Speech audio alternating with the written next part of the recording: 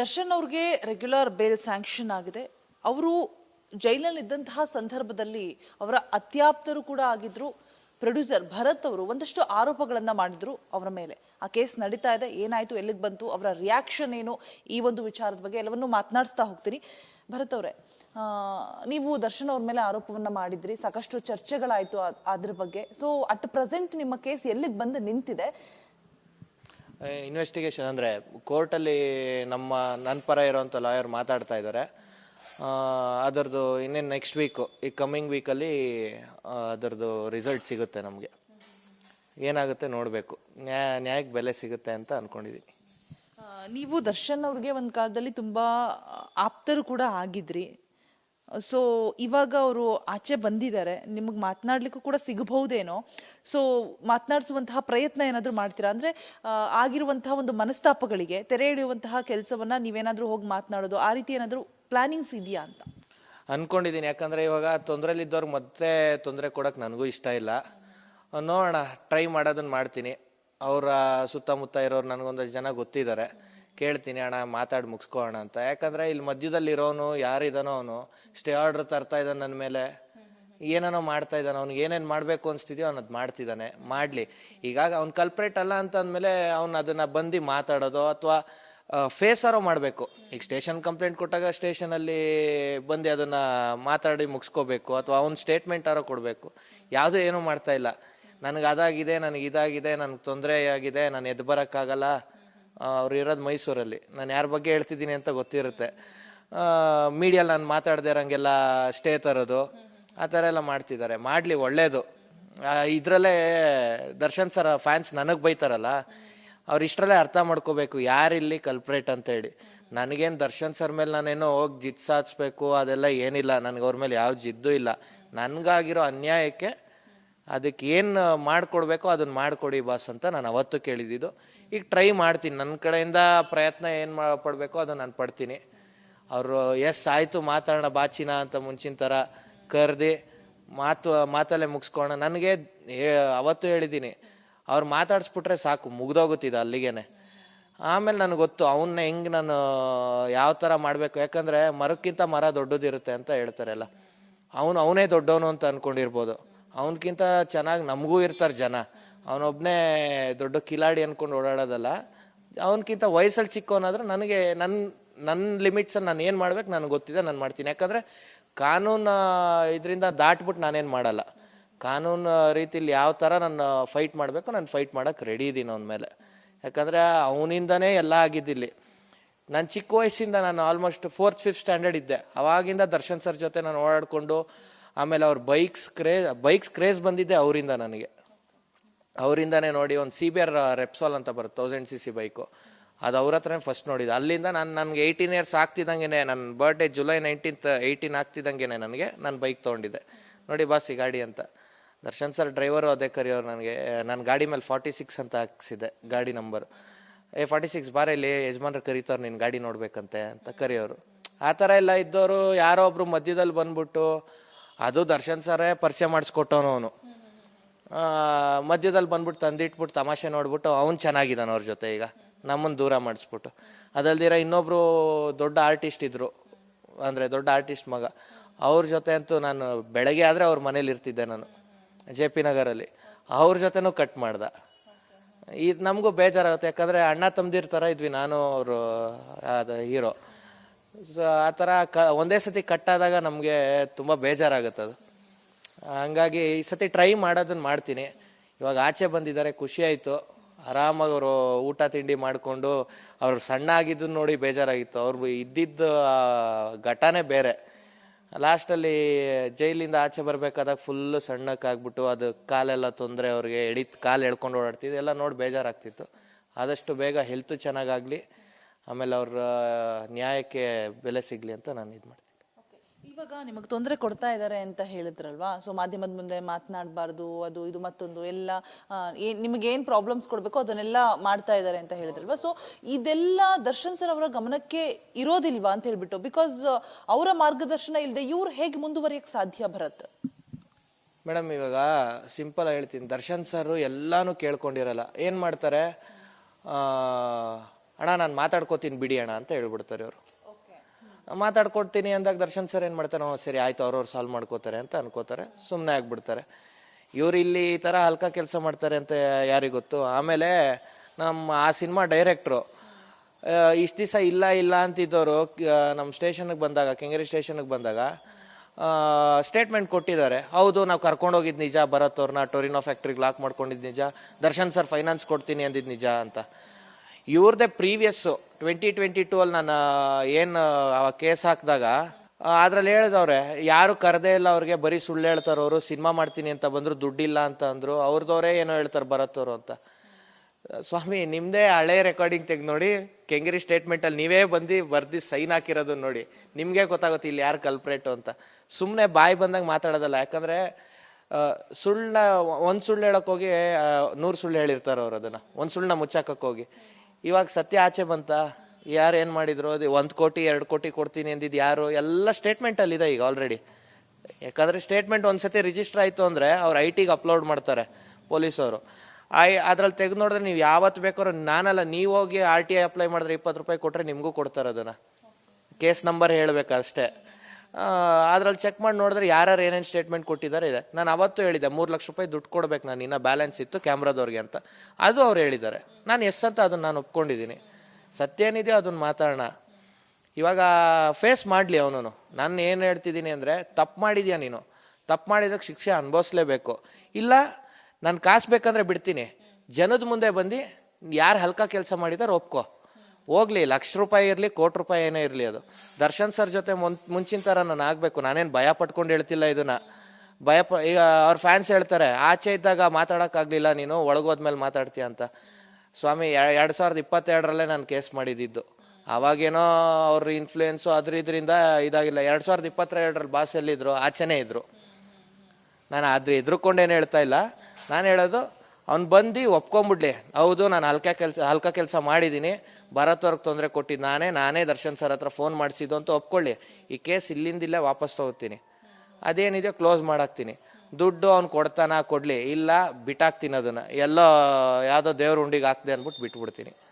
ಭರತ್, ಅದು ಯಾರು ಅಂತ ಹೆಸರು ನೀವೇ ಹೇಳ್ಬಿಡಿ. ಯಾಕಂದ್ರೆ ಎಲ್ರಿಗೂ ಕನ್ಫ್ಯೂಷನ್, ಗೊಂದಲಗಳು ಬೇಡ. ಅದಕ್ಕೋಸ್ಕರ ನಿಮ್ಮ ಬಾಯಿಂದನೇ ಹೆಸರು ಹೇಳ್ಬಿಡಿ. ಇಲ್ಲ, ಹೆಸರು ಹೇಳಂಗಿಲ್ಲ ಮೇಡಮ್, ಸ್ಟೇ ತಂದಿದ್ದಾರೆ ನನಗೆ.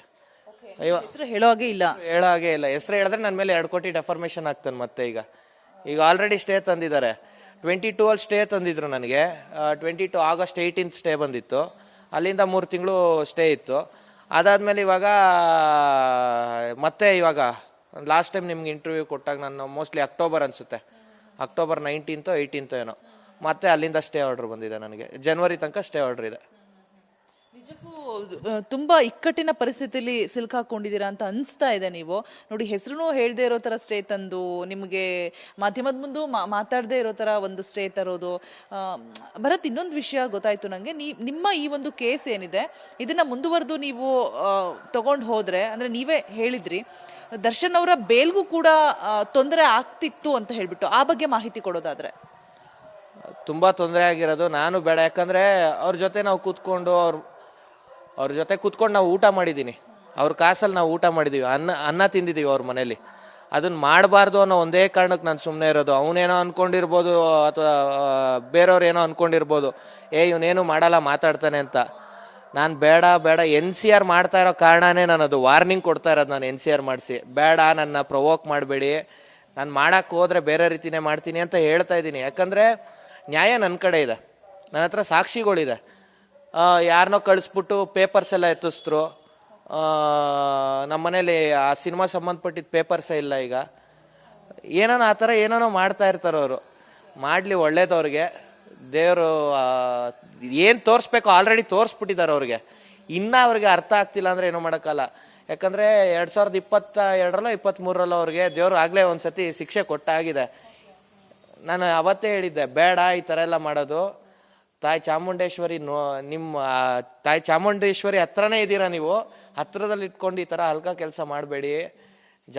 ಜನಕ್ಕೂ ಅರ್ಥ ಆಗಿದೆ ಅಂತ ಅನ್ಕೋತೀನಿ. ಅವ್ರಿಗೇನಾಗಿದೆ ನಿಮಗೆಲ್ಲ ಗೊತ್ತಿದೆ ಆಲ್ರೆಡಿ. ಬೇಡ ಅಂತ ಹೇಳಿದ್ರು ಕೇಳ್ತಾ ಇಲ್ಲ. ಬಂದು ಮಾತಲ್ಲಿ ಮುಗಿಸ್ಕೊಳ್ಳೋಣ. ದರ್ಶನ್ ಸರ್ ಫ್ರೆಂಡ್ಸ್ ಕಡೆಯಿಂದ ಎಲ್ಲರ ಕಡೆಯಿಂದ ಹೇಳಿ ಕಳಿಸಿದ್ದೀನಿ, ಅಣ್ಣ ನೀವು ಬಿಡ್ರಿ ಅಣ್ಣ ಮಾತಾಡಬೇಡ್ರಿ ಅಂತಾರೆ. ಬೇಡ ಅಂತ ಅಂದರೆ ಬಿಟ್ಟಾಕು, ನಾನೇನು ಮಾಡಬೇಕೋ ನಾನು ಮಾಡ್ತೀನಿ. ಅಷ್ಟು ಹೇಳಿದ್ರು ಅವ್ನಿಗೆ ಅರ್ಥ ಆಗ್ತಿಲ್ಲ ಅಂದರೆ ಅವನು ಇವನು ಅಂತ ನಾನು ಹೇಳ್ತಾ ಇರಲಿಲ್ಲ, ತುಂಬ ಮರ್ಯಾದೆ ಕೊಡ್ತಿದ್ದೆ. ಬಟ್ ನಂದು ಇವಾಗ ಆ ಲೆವೆಲ್ ಮುಗ್ದೋಗ್ಬಿಟ್ಟಿದೆ, ಈಗ ಎಕ್ಸ್ಟ್ರೀಮ್ಗೆ ಹೋಗ್ಬಿಟ್ಟಿದ್ದಾರೆ ಅವರು. ಈಗ ಹಂಗಿದ್ದೀರ ಸ್ಟೇ ಆರ್ಡ್ರ್ ತರಲೇಬಾರ್ದಿತ್ತು ಅವರು. ಯಾಕೆ ಸರ್ ಹಿಂಗೆ ಮಾಡ್ತಿದ್ದೀರಾ, ನಾವೆಲ್ಲ ಒಂದೇ ಅಲ್ವಾ ಸರ್, ಬನ್ನಿ ಸರ್ ಕುತ್ಕೊಂಡು ಮಾತಾಡೋಣ, ಅಣ್ಣಂಗೆ ತೊಂದರೆ ಆಗಿದೆ, ಈ ತೊಂದರೆ ಟೈಮಲ್ಲೂ ಮತ್ತೆ ಯಾಕೆ ಸರ್ ತೊಂದರೆ ಕೊಡ್ತೀರಾ ನೀವು ಅಂತೇಳಿ ಬಂದು ಮಾತಾಡಿದ್ರೆ ಮುಗ್ದೇ ಹೋಗುತ್ತಿದ್ದು. ಇಷ್ಟು ಕೊಡೋಕ್ಕಾಗಲ್ಲ ಸರ್, ಇಷ್ಟು ಕೊಡ್ತೀನಿ ಮುಗಿಸ್ಕೊಂಬಿಡೋಣ ಅಂತಂದರೆ ಆಗುತ್ತೆ. ಇಲ್ಲ ನಾನು ಕೇಸಲ್ಲೇ ಮುಗಿಸ್ಕೋಬೇಕು ಅಂತ ಅವ್ರಿಗೆ ಆಸೆ ಇತ್ತೇನೋ, ಕೇಸಲ್ಲೇ ಮುಗಿಸ್ಕೋತಿದ್ವಿ. ಒಳಗೆ ಹೋಗ್ಬೇಕು ಅಂತ ಆಸೆ ಇದೆಯೇನೋ ಅವ್ರಿಗೆ, ಹೋಗ್ಲಿ, ಒಳ್ಳೇದಾಗ್ಲಿ ಅವ್ರಿಗೆ ಅಷ್ಟೇ. ಭರತ್ ಅವ್ರಿಗೆ ಏನು ಆಪ್ಷನ್ ಇತ್ತು ಅಂದ್ರೆ, ನೀವು ಹೇಳಿದ್ರಿ ಬೇಲ್ ಕ್ಯಾನ್ಸಲ್ ಆಗ್ತಿತ್ತು ನಾನು ಈ ತರ ಮಾಡಿದ್ರೆ ಅಂತ ಹೇಳ್ಬಿಟ್ಟು, ಏನೆಲ್ಲ ಆಪ್ಷನ್ಸ್ ಇತ್ತು ಬೇಲ್ ಕ್ಯಾನ್ಸಲ್ ಮಾಡ್ಲಿಕ್ಕೆ? ಅದು ನನ್ನ ಹತ್ರ ಆಪ್ಷನ್ ಅಲ್ಲ, ಕಾನೂನಲ್ಲಿ ಇರುತ್ತೆ. ಕಾನೂನಲ್ಲಿ ಆಪ್ಷನ್, ಬಟ್ ನೀವು ಅದನ್ನ ಮುಂದುವರ್ಸ್ಕೊಂಡು ಹೋಗ್ಬೇಕಿತ್ತು ಅಂದ್ರೆ, ಕಂಪ್ಲೇಂಟ್ ಕೊಡೋದಾಗಿರ್ಬೋದು, ಕೇಸ್ನ ಮತ್ತೆ ಮುಂದುವರ್ಸ್ಕೊಂಡು ಹೋಗೋದಾಗಿರ್ಬೋದು, ಆ ಥರ. ಮೇಡಮ್, ಈಗ NCR ಹಾಕಿದ್ಮೇಲೆ ಇಲ್ಲಿ ಇನ್ವೆಸ್ಟಿಗೇಷನ್ ಅಥವಾ ಏನು ಮಾಡದೇ ಇದ್ರೆ, ಪೊಲೀಸ್ ಅವ್ರ ಕಾನೂನು ಇದರಲ್ಲಿ ಏನು ಮಾಡೋಕ್ಕಾಗದೇ ಇದ್ರೆ ಅದನ್ನ ಕೋರ್ಟಲ್ಲಿ PCR ಅಂತ ಮಾಡ್ತಾರೆ.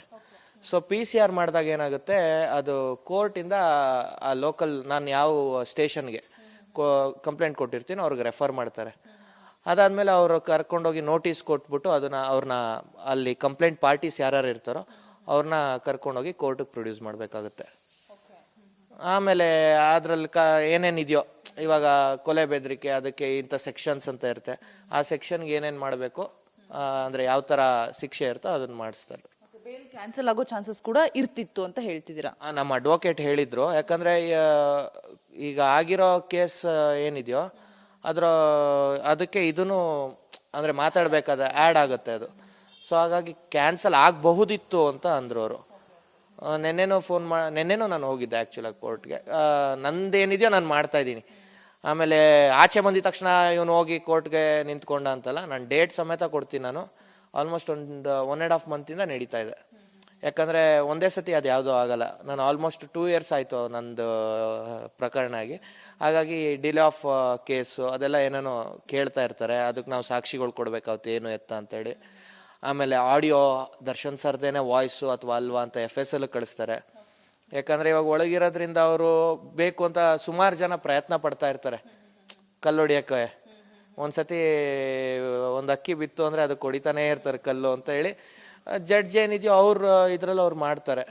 ಕಾನೂನು ಇದರಲ್ಲಿ ಯಾವ ಥರ ಮಾಡ್ಬೋದು ಅವ್ರಿಗೆ ಆಪ್ಷನ್ಗಳು ಗೊತ್ತಿರುತ್ತೆ. ಅದಕ್ಕೆ ಅವರು ಏನು ಮಾಡಬೇಕೋ ಮಾಡ್ತಾ ಇದ್ದಾರೆ. ನೋಡೋಣ. ಇವಾಗಲೂ ಹೇಳ್ತಾ ಇದ್ದೀನಿ, ಮತ್ತೆ ತೊಂದರೆ ಕೊಡೋಕೆ ನನಗೆ ಇಷ್ಟ ಇಲ್ಲ. ದರ್ಶನ್ ಸರ್ ಫ್ಯಾನ್ಸ್ಗೆ ರಿಕ್ವೆಸ್ಟ್ ಮಾಡ್ಕೋತಾ ಇದ್ದೀನಿ, ಅವ್ರು ಯಾರಿದ್ದಾರೆ ಅಂತ ನಿಮ್ಗೆ ಗೊತ್ತು, ನನ್ನ ಹೆಸರು ಹೇಳೋಕ್ಕಾಗಲ್ಲ. ಆ ಹೀರೋಗೆ ಹೋಗ್ಬಿಟ್ಟು ಬಾಯಿ ಬಂದಂಗೆ ಉಗಿತೀರೋ ಅಥವಾ ಕೈ ಕಾಲು ಹಿಡಿತೀರೋ ಏನು ಮಾಡ್ತೀರೋ ನಿಮಗೆ ಬಿಟ್ಟಿರೋದು. ಮತ್ತು ಆಮೇಲೆ ನನಗೆ, ನಮ್ಮ ತಾಯಿಗೆ, ನಮ್ಮ ಮನೆಯವ್ರಿಗೆಲ್ಲ ಬೈಬೇಡಿ ದಯವಿಟ್ಟು. ನಾನು ಇವಾಗಲೇ ಹೇಳ್ತಾ ಇದ್ದೀನಿ, ಆಮೇಲೆ ತೊಂದರೆ ಕೊಡ್ತಾ ಇದ್ದೀನಿ ಅನ್ಕೋಬೇಡಿ. ದಯವಿಟ್ಟು ಹೋಗಿ ಅವನಿಗೆ ಬುದ್ಧಿ ಮಾತು ಹೇಳಿ ಕರ್ಕೊಬಂದು ಕೂಡಿಸಿ. ಇಲ್ಲ ನೀವು ಹೇಳೋ ಜಾಗಕ್ಕೆ ದರ್ಶನ್ ಸರ್ ಫ್ಯಾನ್ಸ್ ನನಗೆ ಡೈರೆಕ್ಟಾಗಿ ಮೆಸೇಜ್ ಮಾಡಲಿ, ಮೆಸೇಜ್ ಮಾಡಿಬಿಟ್ಟು ಇಂಥ ಜಾಗಕ್ಕೆ ಬಾಪ ಅಂತ ಹೇಳಿ ನಾನು ಬರ್ತೀನಿ. ಬಂದ್ಬಿಟ್ಟು ಅದೇನಿದೆಯೋ ಕೇಸು ಕ್ಲೋಸ್ ಮಾಡ್ಕೊಳ್ಳೋಣ, ನಂದೇನಿದೆಯೋ ನನಗೆ ನ್ಯಾಯ ಕೊಡಿಸಿ. ಯಾಕಂದರೆ ಮತ್ತೆ ಅವ್ರಿಗೆ ತೊಂದರೆ ಕೊಡೋಕೆ ಇಷ್ಟ ಇಲ್ಲ ನನಗೂ, ದರ್ಶನ್ ಸರ್ಗೆ. ಈಗ ನಾನು ಇನ್ನೊಂದು ಹೇಳಬೇಕು ಅಂದರೆ, ನಮ್ಮ ಆ ಸಿನಿಮಾ ಮುಹೂರ್ತ ಆಯಿತು. ಮುಹೂರ್ತ ಆದಾಗ ನಮ್ಮ ತಂದೆ ತಾಯಿ ಕಾಲು ಬೀಳಲಿಲ್ಲ, ನಾನು ಹೋಗಿ ಅವ್ರ ಕಾಲಿಗೆ ಬಿದ್ದೆ. ಆ ಥರ ಎಮೋಷನ್ ನನಗೂ ಅವ್ರಿಗೂ ಇರೋದು, ಬಾಂಡಿಂಗ್ ಇರೋದು. ಅದನ್ನೆಲ್ಲ ಹಾಳು ಮಾಡಿದ್ದಾರೆ. ನೋಡ್ಬಿಟ್ಟು ಇವರು ದರ್ಶನ್ ಸರ್ ಫ್ಯಾನ್ಸು ಯಾವ ರೀತಿ ಮಾಡಬೇಕು ಅಂತ ಅವ್ರಿಗೆ ಗೊತ್ತಿರುತ್ತೆ. ಮಾಡಿದ್ರೆ ಒಳ್ಳೇದು, ಎಲ್ಲರಿಗೂ ಒಳ್ಳೇದು. ಇದು ಭರತ್ ಅವರು ಮಾತಿನಲ್ಲೇ ಗೊತ್ತಾಗ್ತಾ ಇದೆ, ಮತ್ತೆ ದರ್ಶನ್ ಅವರು ಭರತ್ ಅವ್ರಿಗೆ ಬೇಕು ಅನ್ನುವಂಥದ್ದು. 5ನೇ ತರಗತಿಯಿಂದ ಕೂಡ ನೀವು ದರ್ಶನ್ ಅವ್ರ ಜೊತೆ ಒಡನಾಟ ಇತ್ತು ಅಂತ ಹೇಳ್ತಾ ಇದ್ದೀರಾ. ಸೊ ನಿನ್ನೆ ಶುಭ ಶುಕ್ರವಾರ ದರ್ಶನ್ ಅವ್ರಿಗೆ ಬೇಲ್ ಸಿಕ್ಕಿರುವಂಥದ್ದು. ಎಷ್ಟು ಖುಷಿ ಇದೆ ಭರತ್ ಅವ್ರು ಏನು ಹೇಳ್ತಾರೆ ಅಂದರೆ, ತಮಗೆ ಅನ್ಯಾಯ ಆಗಿದೆ ಹೌದು, ಅದ್ರ ನಡುವೆನೂ ಕೂಡ ನೀವು ದರ್ಶನ್ ಸರ್ ನನಗೆ ಬೇಕು ಅಂತ ಹೇಳ್ತಾ ಇದ್ದೀರಾ. ನಿನ್ನೆ ಹನುಮ ಜಯಂತಿ, ನಾನು ಅದೇ ನೆನಪಿಸ್ಕೋತಾ ಇದ್ದೆ. ರಾಬರ್ಟ್ ಶೂಟಿಂಗ್ ಟೈಮಲ್ಲೂ ಅಷ್ಟೇ, ಆಮೇಲೆ ಒಡೆಯ ಶೂಟಿಂಗ್ ಟೈಮಲ್ಲೂ ಅಷ್ಟೇ. ಒಡೆಯ ಶೂಟಿಂಗ್ ಟೈಮಲ್ಲಿ ನಾನೇ ಇದ್ದೆ. ಸಂದೇಶ್ ಸರ್ ಹತ್ರ ನಾನು ವರ್ಕ್ ಮಾಡ್ತಾ ಇದ್ದೆ, ಪ್ರೊಡಕ್ಷನ್ ಬಗ್ಗೆ ಎಲ್ಲ ತಿಳ್ಕೊಳ್ಳೋಕ್ಕೆ. ಎಲ್ಲದು ತಾವರೆಕೆರೆ ಹತ್ರ ಶೂಟ್ ಮಾಡ್ತಾ ಇದ್ವಿ. ಅಲ್ಲಿ ಆಂಜನೇಯ ದೇವಸ್ಥಾನದಲ್ಲಿ ಶೂಟ್ ಮಾಡ್ತಿದ್ದೀವಿ ಅಂತ ಹೇಳಿದಾಗ ಅವರು ನಾನ್ ವೆಜ್ ಡೈಲಿ ತಿಂತಾರೆ ದರ್ಶನ್ ಸರ್. ಬಟ್ ಅವಾಗ ತಿಂತಾನೆ ಇರಲಿಲ್ಲ, ಯಾರಿಗೂ ಮಾಡಿಸ್ತಾನೆ ಇರಲಿಲ್ಲ ಅವರು. ಅದೇ ಆಂಜನೇಯ ಕಾಪಾಡಿದ್ದಾರೆ ಅಷ್ಟೇ ದರ್ಶನ್ ಸರ್ಗೆ. ಭರತ್ ಅವ್ರಿಗೆ ಏನು ಅನ್ಯಾಯ ಆಗಿದೆ ಆದಷ್ಟು ಬೇಗ ದರ್ಶನ್ ಅವರು ಆಚೆ ಬಂದಿದ್ದಾರೆ. ನಮ್ಮ ರಿಪಬ್ಲಿಕ್ ಕನ್ನಡದ ಮುಖಾಂತರ ಅವ್ರಿಗೆ ಗೊತ್ತಾಗ್ಲಿ ಏನ್ ಸಮಸ್ಯೆ ಆಗಿದೆ ಭರತ್ ಅವ್ರಿಗೆ ಅಂತ ಹೇಳ್ಬಿಟ್ಟು ಈ ಮಧ್ಯವರ್ತಿಗಳು ಬಿಟ್ಟುಬಿಟ್ಟು ದರ್ಶನ್ ಅವರೇ ನೇರವಾಗಿ ಭೇಟಿ ಮಾಡಿದ್ರೆ ಖಂಡಿತವಾಗಿಯೂ ಭರತ್ ಅವ್ರಿಗೆ ಒಂದು ಪರಿಹಾರ ಅನ್ನುವಂಥದ್ದು ಸಿಗುತ್ತೆ ಅಂತ ಭಾವಿಸ್ತಾ ಥ್ಯಾಂಕ್ ಯು ಭರತ್. ಸಾಕಷ್ಟು ಭೇಟಿ ಮಾಡೋದು ಬೇಡ ಮೇಡಮ್, ಅವ್ರು ಫೋನ್ ಮಾಡಿ ಹೇಳಿ, ನನ್ನ ನಂಬರ್ ಗೊತ್ತಿದೆ ಅವ್ರಿಗೆ, ಅವ್ರ ಜೊತೆಲಿರೋರ್ಗೂ ಗೊತ್ತಿದೆ, ನಾನೇನು ಅಷ್ಟು ದೊಡ್ಡ ಮನುಷ್ಯ ಅಲ್ಲ ಅವ್ರು ನನ್ನ ಭೇಟಿ ಆಗೋಷ್ಟು. ಒಂದು ಫೋನ್ ಮಾಡಿ ಇಂಥ ಕಡೆ ಬಾ ಅಂತ ಹೇಳಿದ್ರೆ ನಾನೇ ಹೋಗ್ತೀನಿ. ಇದು ಅನ್ಯಾಯ ಆಗಿದ್ರು ಕೂಡ ಭರತ್ ಅವರು ಈ ರೀತಿ ಮಾತನಾಡ್ತಾ ಇರೋದು ಅವ್ರ ದೊಡ್ಡ ಗುಣ ಅಂತ ಅನ್ಸುತ್ತೆ. ಸೊ ದರ್ಶನ್ ಅವರು ಈ ಒಂದು ಮೆಸೇಜ್ ನಿಮಗೆ ರೀಚ್ ಆದ್ರೆ ದಯವಿಟ್ಟು ಭರತ್ ಅವ್ರಿಗೆ ಏನು ಅನ್ಯಾಯ ಆಗಿದೆ ಅವ್ರು ಮತ್ತೆ ನೀವು ಬೇಕು, ನಮ್ಮ ಬಾಸ್ ಬೇಕು ಅಂತ ಹೇಳ್ತಿದ್ದಾರೆ, ದಯವಿಟ್ಟು ಬಂದು ಮಾತನಾಡಿ ಅದೇನು ಪರಿಹಾರ ಅಂತ ಇದೆ ಅದನ್ನ ತೆಗೆದುಕೊಂಡ್ರೆ ಅವ್ರಿಗೂ ಒಳ್ಳೇದು, ಮತ್ತೆ ಆಗುವಂತಹ ಮುಂದೆ ಸಮಸ್ಯೆಗಳು ಕೂಡ ಕಡಿಮೆ ಆಗುತ್ತೆ ಅಂತ ಹೇಳ್ತಾ ಕ್ಯಾಮರಾ ಪರ್ಸನ್ ಕಾಂತರಾಜು ಜೊತೆ ರೋಜಾ ಮನು ಪಾಟೀಲ್, ರಿಪಬ್ಲಿಕ್ ಕನ್ನಡ, ಬೆಂಗಳೂರು.